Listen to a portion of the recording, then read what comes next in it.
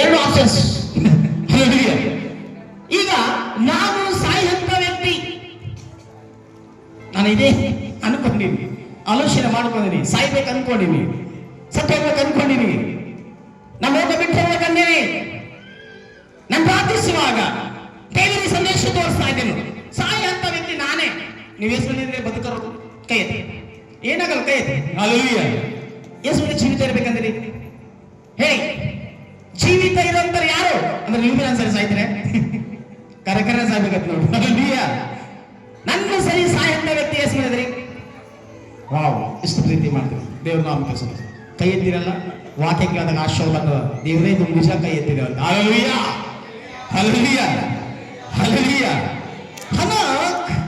ಹನಕನ ಜೀವನದಾಗ ದೇವರು ಮಾಡಿದಾನೆ. ಸ್ವಲ್ಪ ಸಮಯ ಓದ್ಕೊಳ್ಳೋಣ. ಹಲ್ಲೆಲೂಯಾ. ನಾನು ಈ ಲೈಫ್ ರಿವಲ್ಯೂಷನ್ ಮನುಷ್ಯಗೆ ಒಂದು ಕಲಿಸ್ಲಿಕ್ಕೆ ಇಷ್ಟಪಡ್ತಾ ಇದ್ದಾನೆ.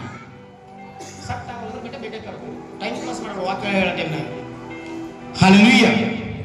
ದೇವರು ಇಗೊತ್ತ ನಿಮ್ಮ ಆತ್ಮ ತುಂಬಲ್ಪಡ್ತಿದ್ದಾನೆ, ನಿಮ್ಮ ಜೀವಕ್ಕೆ ಜೀವ ತುಂಬಲ್ಪಡ್ತಿದ್ದಾನೆ. ಸಾಯಿಸಂತ ಜೀವನ ಇದ್ರೆ, ಸತ್ತೋಗಿ ಜೀವನ ಇದ್ರೆ ಗೊತ್ತಾ, ನಿಮ್ ದೇವರು ಜೀವಿಕ ಪುನತ್ರ ಜೀವ ತುಂಬ್ತಾ ಇದ್ದಾನೆ. ಯಾಕ ನಾವು ಪ್ರೀತಿ, ಸಾವು, ಶಾಪ, ಆಶ್ವದ ಏನ್ ಪಡಿತಾ ಇದ್ದೇವೆ ಗೊತ್ತಾ ವಾಕ್ಯದ ಹೇಳಿ. ಸ್ವಲ್ಪ ವಾಕ್ಯ ದೊಡ್ಡದ ಸಮಯ ಆಗ್ತದೇನೋ, ಬಟ್ ಮೇ ಬಿ ಏನಾಗ್ತದೆ ಅಂತ ಹೇಳ್ತೀನಿ. ಹಲ್ಲೆಲೂಯಾ. ನಾವ್ ಏನ್ ಕೇಳ್ಕೋಬೇಕು ಗೊತ್ತ ಹೇಳಿ ಹೇಳಿ. ಈಗ ಬಂದ್ ಮಾಡಿದ್ರೆ ಹೆಂಗ್ರಿ, ವಾಕ್ಯನ ಹೇಗೆ ಚೆನ್ನಾಗಿದೆ, ಡೂಪ್ಲಿಕೇಟ್ ಆಗಿದ್ರೆ ಹೋಗಿ. Hallelujah, hallelujah. ಹೇಳಿ. ಈಗ ನಾವು ಏನ್ ಕಲ್ಕೋಬೇಕು? ಈ ಲೈಫ್ ರಿವಲ್ಯೂಷನ್ ಮಿನಿಸ್ಟರ್ ಬಂದಿದ್ದೇವೆ, ಯಾವ ತರ ಆಶ್ರಯ ಬರಬೇಕು? ಸಾಯಿ ಸಾಯಿ ಸಾಯಿ ಅಷ್ಟೇ. ನಾನು ನೋಡ್ಕೊಬಿಟ್ಟು ಹೋಗ್ತೀನಿ, ಸತ್ತೋಗ್ಬಿಡ್ತೀನಿ.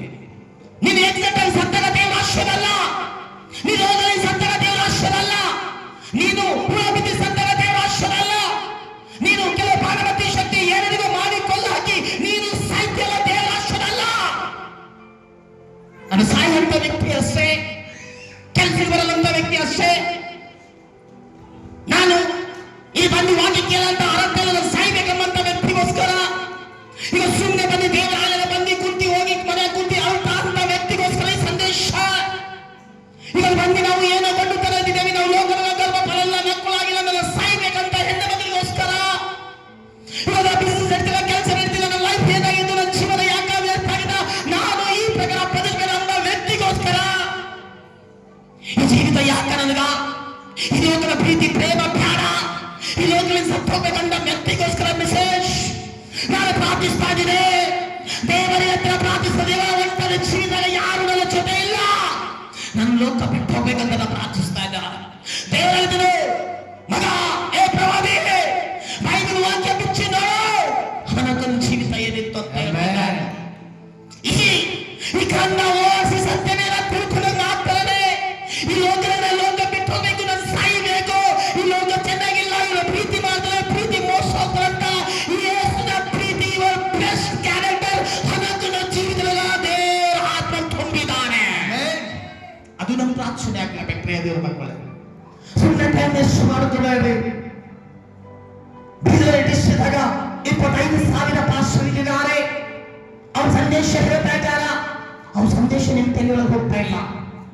ಅವ್ರು ಪ್ರಾರ್ಥಿಸ್ತಾರ, ಅವ್ರ ಪ್ರಾರ್ಥನೆ ನಿಮ್ಮವರಿಗೆ ಮುಗಿಸ್ತಾ ಇಲ್ಲ. ಅವ್ರ ಪ್ರಾರ್ಥನೆಗೆ ಯಾಕೆ ಆಶ್ರಯ ನಿಮ್ಗೆ ಹೊಂಟಿಲ್ಲ, ಅವ್ರ ಪ್ರಾರ್ಥನೆ ನಿಮ್ಮ ಹತ್ರ ಯಾಕೆ ಟಚ್ ಆಗ್ತಾ ಇಲ್ಲ, ಆ ಪ್ರಾರ್ಥನೆ ಆಶ್ರಯ ನಿಮ್ಗೆ ಯಾಕೆ ಸಿಗ್ತಾ ಇಲ್ಲ. ಆ ಪ್ರಾರ್ಥನೆಯಿಂದ ಕೆಲವು ವರ್ಷಗಳು ಅದೇ ಶಾಪ ಹಾಕಿದ್ದೇನೆ. ನಿನ್ನ ಪ್ರಾರ್ಥನೆ ದೇವರು ಯಾಕೆ ಕೇಳ್ತಾ ಇಲ್ಲ, ಆ ಪ್ರಾರ್ಥನೆ ಯಾಕೆ ವ್ಯರ್ಥ ಹೋಗ್ಯಾನ. ಇವತ್ತು ನಾನು ಲೋಕದಾಗ ಪ್ರಾರ್ಥಿಸಿ ಪ್ರಾರ್ಥಿಸಿ ಎಲ್ಲಾ ದೈವ ಸೇವಕರ ಬಳಿ ಹೋಗಿದ್ದೇನೆ. ಇವತ್ತು ನಾನು ಲೋಕದಾಗ ನನ್ನ ಅಭಿವೃದ್ಧಿ ಆಶ್ರಯ ಪ್ರತಿನಿಧಿನ ಇಲ್ಲಂತ ಲೋಕ ಮರಣ ಕೊಡ್ಬೇಕಾಗ್ತದೇನೋ. ದೇವರ ಆಶ್ರಯ ಇಲ್ಲ, ಅದು ಚಂದ್ರ. ಸುಮ್ಮನೆ ಬಂದು ಕುಂತಿ ಟೈಮ್ ವೇಸ್ಟ್ ಮಾಡಬೇಡ್ರಿ.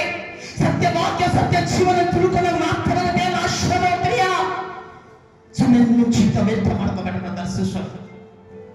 ಸಭೆ ವಿಷಯದಾಗ ಬ್ಯಾಕ್ ನೇಮ್ ಹೇಳೋದು, ಸೇವಕರ ವಿಷಯದಾಗ ಬ್ಯಾಕ್ ನೇಮ್ ಹೇಳೋದು, ಕೆಲವು ನಿಮ್ಮ ಅಕ್ಕಪಕ್ಕ ಮನೆ ವಿಷಯದಾಗ ಬ್ಯಾಕ್ ನೇಮ್ ಹೇಳೋದು, ನಿಮ್ಮ ಕುಟುಂಬಕ್ಕೆ ಸಂಬಂಧಪಟ್ಟ ಅವ್ರಿಗೆ ಬ್ಯಾಕ್ ನೇಮ್ ಹೇಳೋದು, ಅದಕ್ಕೆ ಬ್ಯಾಡ್ ಪ್ರಾರಂಭಿಸೋದು, ಬ್ಯಾಡ ಆಗಿ ನಾವು ತಿಪ್ಪದು ಬೈಯೋದು. ನಿಮ್ಮ ಜೀವಿತದಾಗ ಇವತ್ತು ಪ್ರಾರ್ಥಿಸಬೇಕಾದ್ರೆ, ದೇವರು ನಿಮ್ಮೊಂದಿಗೆ ಮಾತಾಡಬೇಕಾದ್ರೆ ಒಂದು ಸಲ ಕೇಳಬೇಡ, ಒಂದು ಚಪಿಸಬೇಡ, ಒಂದು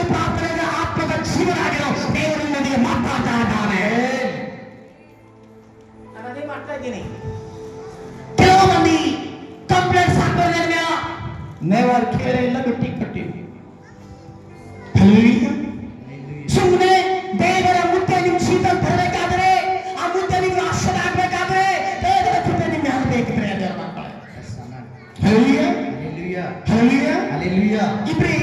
ಇಬ್ಬರಿದಾಗ ದೇವರು ಸುಂದರವಾಗಿನ ಸಂದೇಶ ನಮಗೋಸ್ಕರ ಬರೆಯಲ್ಪಟ್ಟಿದ್ದಾನೆ. ಇಬ್ರಿ 11ನೇ ಅಧ್ಯಾಯ 5ನೇ ವಚನ. ಸ್ವಲ್ಪ ಸಮಯ ಏನಂತ ಹನೋಕ ಕೇಳ್ತಾ ಇದ್ದೀನ ದೇವರ ಹತ್ರ, ನಾನು ಸಾಯಬೇಕಾದೇವ.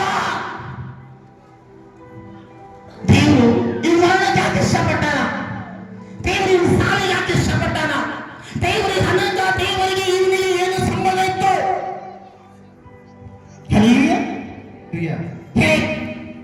ಈ ಹನೋಕಗ ಈ ದೇವರಿಗೆ ಯಾಕೆ ಸಂಬಂಧ ಇತ್ತು?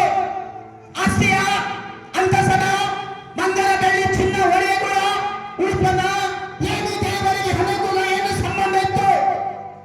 ನಮ್ಗೇನು ಗೊತ್ತಿಲ್ಲ. ಗೊತ್ತಾ? ವಾಕ್ಯಕ್ಕೆ ಹೋಗ್ತಿದ್ದೀವಿ ಅಷ್ಟೇ, ಚೆನ್ನಾಗಿ ನಿಲ್ಲಿಸ್ಕೊತಿದ್ದೀವಿ ಅಷ್ಟೇ, ಮನೆಗೆ ಹೋಗ್ತಿದ್ದೀವಿ ಅಷ್ಟೇ.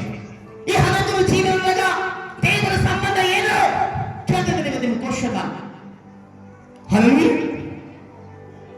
ಹಲವಿ